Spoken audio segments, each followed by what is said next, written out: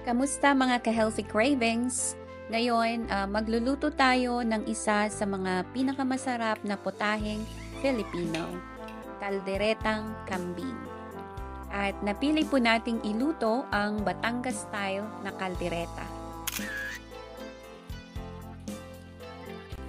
And let's get started preparing the major ingredient.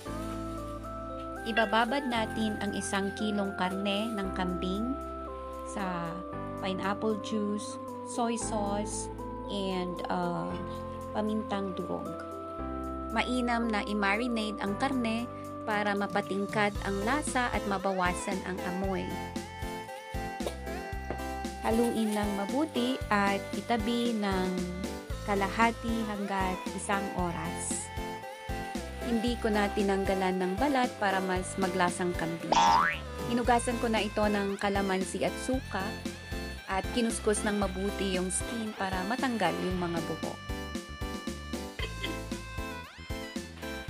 Simulan na natin ang paggigisa ng bawang at sibuyas.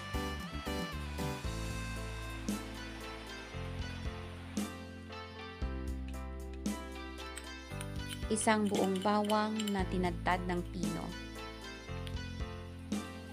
Maninipis na hati ng 1 katamtamang pula at dilaw na sibuyas.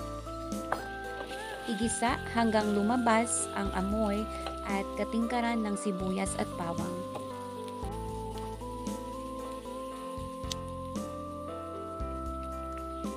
Dash with a little amount of salt to enhance the flavor.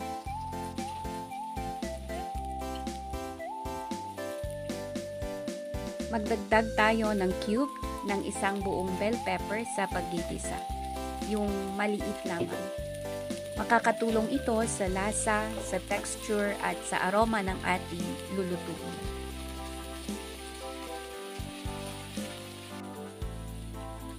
Maglalagay tayo ng 2 tablespoon ng unmelted butter.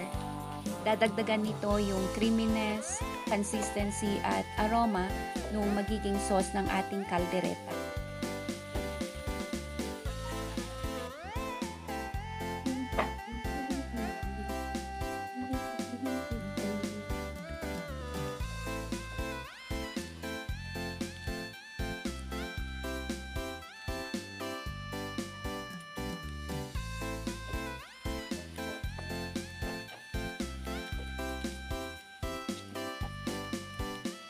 Pag nagisa na ng mabuti yung sibuyas, bawang at bell pepper, unti-unti na nating idagdag yung marinated na katamtamang hiwa ng karne ng kambing.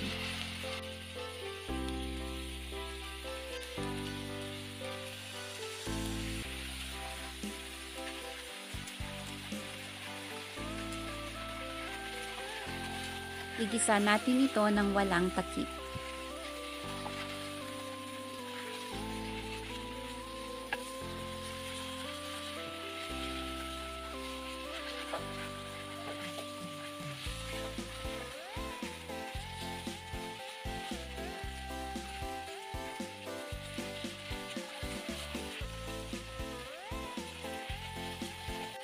Patagalin pa ang paggisa ng karne upang masipsip nito yung content ng bawang, sibuyas at bell pepper. Hayaang mag-brown at mag-caramelize ang moisture ng ginigisa natin.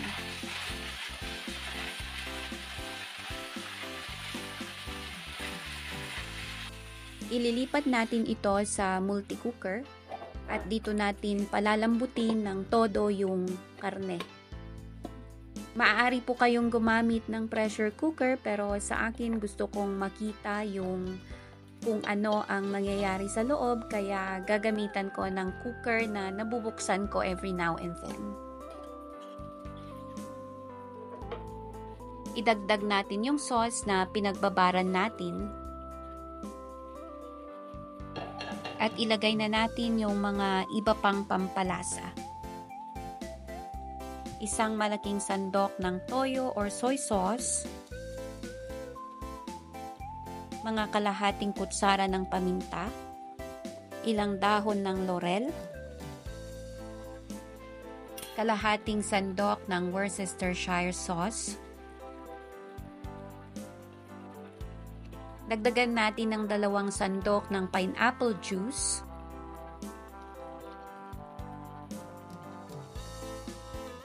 Dagdagan ng water, sufficient na palambutin yung karne. Takpan at iluto ito ng mga 30 to 40 minutes. Haluin ito paminsan-minsan to make sure na maluto lahat ng slices.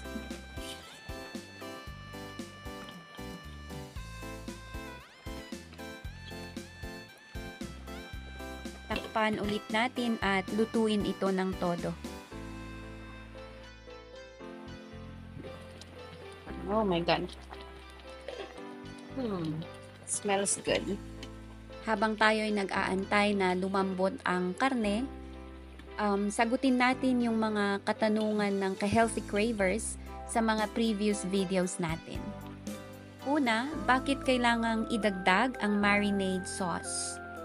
Dinagdag ko ito dahil hinugasan ko naman ng mabuti with suka at kalamansi yung karne bago ko ito i-marinate. Lulutuin natin ito ng matagal at siguraduhin walang matitirang buhay na bakterya. At higit sa lahat ay pandagdag ng lasa.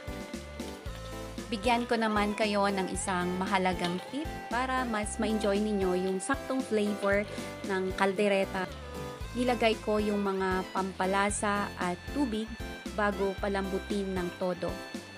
Manunuot yung lasa sa pinakaloob ng karne habang ito'y niluluto sa moderate fire. At kung ano yung lasa ng sauce, ay yun din ang lasa ng bawat kagat ng karne.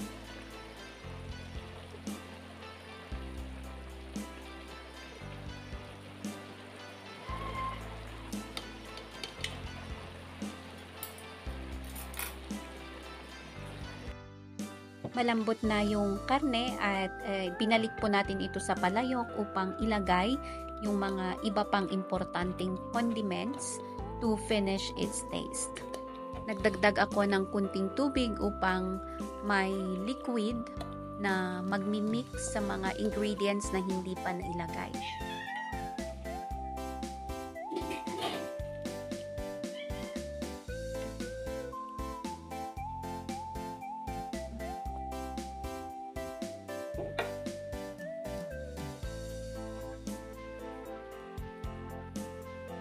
Lagyan natin ito ng maliit na lata ng liver spread at gagamitin natin dito yung brand na Reno.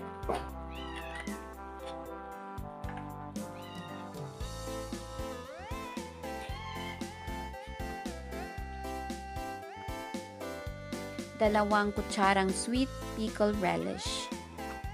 Magbibigay ito ng slight shade of sweetness sa sauce.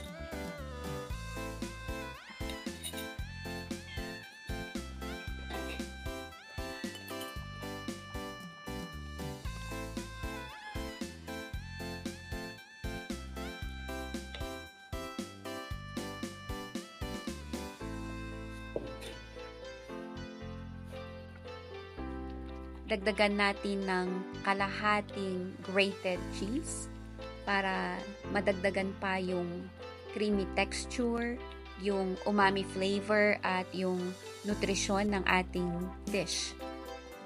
At dahil Batangas style ang ating kaldereta, ang pagdagdag ng cheese ay isang tradisyon or isang culinary practice. Iluto pa natin ito hanggang maging mas malapot ang kanyang sauce. At dahil may cheese na ito, mas madali nang ma-overcook or matutong yung sauce sa ilalim, so kailangang haluin siya ng haluin. At mga ka-healthy cravers, ang ating recipe ay hindi standard. So pag may gusto kayong idagdag na ingredients, ay malaya ninyong ilagay at pwedeng-pwede din ninyong tanggalin yung mga ingredients na hindi ninyo gusto. At malambot na nga yung mga slices of meat. Maglagay ng slices of chili pepper.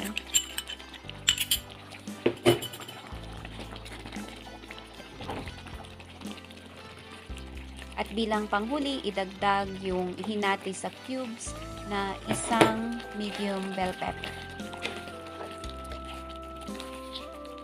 At yan na nga, after ng more or less isang oras na pagluluto, na-achieve natin yung consistency ng sauce at yung flavor and taste na gusto natin dito sa ating Batangas Caldereta. And maraming salamat sa inyong panunood. Sana nakatulong ang recipe ngayon or naka-encourage man lang sa inyo na magluto din. Sa mga hindi pa nakapag-subscribe, I hope you would subscribe and give this channel likes, comments, and shares.